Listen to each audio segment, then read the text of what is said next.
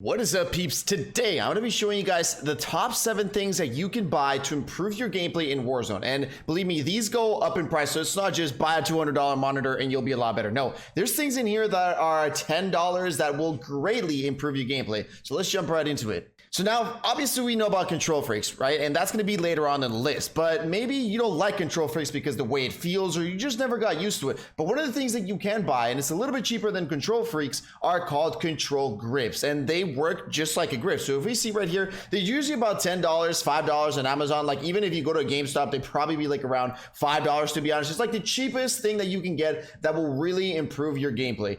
And basically what it does is it turns your analog stick a little bit thicker and a little bit easier for you to grip. And no, it doesn't feel like the stick is higher like a control freak. It just feels like you got a little bit more control over it. And I used this for a while, and believe me, like sometimes when they fell off and I grabbed the normal PlayStation controller, I would feel that the analog sticks are just like really small. So these ones definitely gave me a help in improving my aim. So definitely can give these a shot if you don't really like the control freaks. And then, I mean, we got number 2 is going to be the control freaks, right? And they're $17 here on Amazon. And honestly, I really don't think for the price, there is nothing that will improve your gameplay as good as these control freaks will do.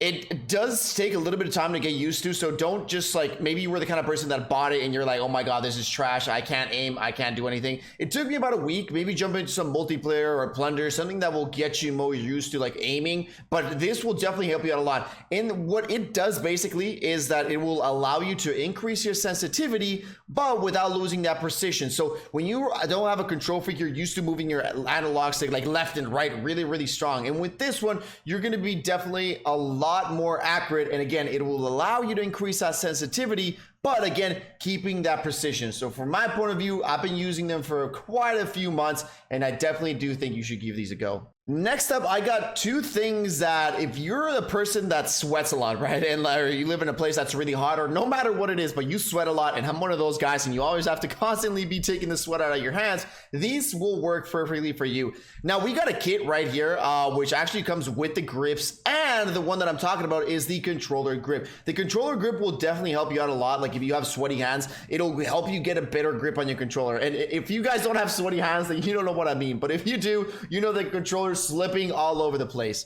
And now this one you may have not heard before, but it is going to be the talcum powder. So yes, you can, it's usually like baby powder talc, which is like the white powder. I don't know if you guys have seen it, but this one is actually amazing. Like a lot of people use it for their feet, like to stop sweating. And it's the same thing. If you really sweat a lot, you can combine this with the controller grip, and you can use talcum powder. I know a friend of mine that does it, and he says it helps him out a lot, because yeah, talcum, that's what it does. It basically stops all that sweating and it makes you feel a lot fresher. So this one, believe me, give it a shot. Try with a control grip and it will work marvelous for you, and you'll just feel that you don't sweat anymore and you'll grab the controller a lot better.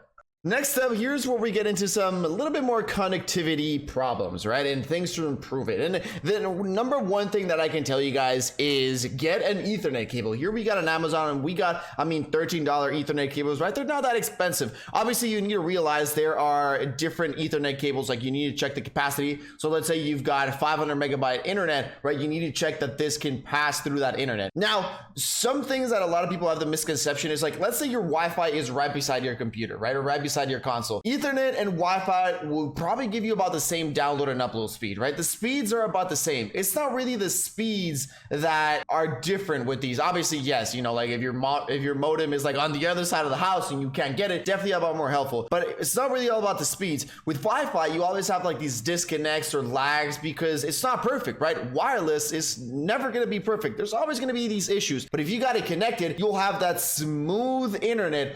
Something would need to happen to your internet company or to your internet provider to mess up your internet. But obviously if you're on Wi-Fi, things can just happen. It goes up and down. But with Ethernet cable, steady, and is the best thing that you can get to improve your connectivity. If you have issues with it or anything like that, this one will definitely, I mean definitely take you to the next level. And then here is kind of like a debatable topic, right? That a lot of people like to say yes it helps, no it doesn't help, and these are the gaming glasses. Now I do own a pair of gaming glasses, and I do think that they're worth it. Like when you're gaming, gaming, just do be aware you can get like orange ones and you can get like the light ones. And gaming glasses do help. Like from my experience, I don't like wearing them because I have my face cam on the stream and I don't know. I don't like having them on. That is why I don't wear them. But I do wear them like when I'm most of the time when I'm editing or stuff like that. And I do feel you can definitely play out for more amount of time because obviously your eyes feel a little bit less strainy. And also sometimes like the ones I have, it makes my image a little bit more contrasty. So it definitely helps it in that perspective. So in my opinion, definitely give it a try.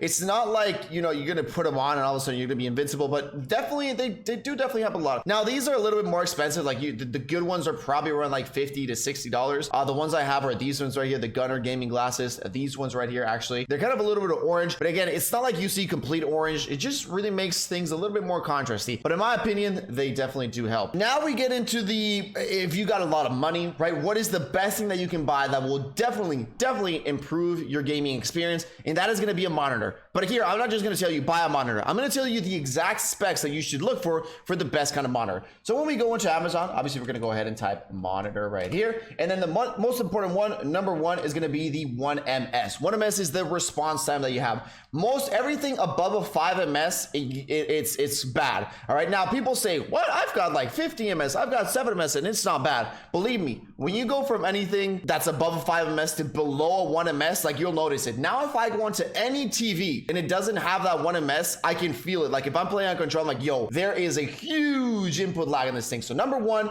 the 1ms. Next up, you got the hertz. Hertz is, think of it of like kind of like your FPS. If you got a monitor that is 60 hertz, but your game says it's 120 hertz, you're not really seeing 120 hertz because your monitor ain't processing it. So usually the best ones to have in most games are 144 hertz. That's usually the best one, you know, especially if you got like PlayStation or the new generation Xbox, that's 120 FPS. So yeah, maybe get 144 hertz. Now, when it comes to the sizes, beside me, I have a 24 inch and a 27 inch is the main one that I play with, but I would definitely say that 27 inch is the way to go. I mean, the 24 is good, but it's definitely a little bit small for me. So 27 is just perfect. If it's a little bit too big, you can go with the 24. Anything between 24 and 27 will definitely be good. And then if you got the extra bang, like if you got the extra money, then definitely buy yourself a curved monitor. Curved monitor definitely does help a little bit. It's not like extreme, right?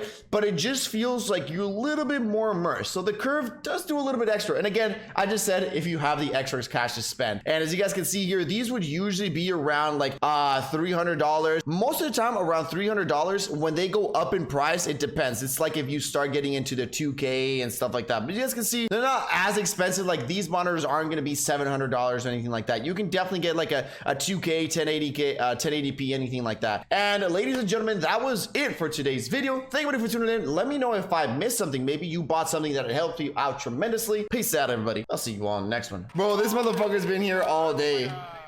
This motherfucker's been here all day. No, look at this iron. If he doesn't win, if he doesn't win, nah, this guy's shit. Bro.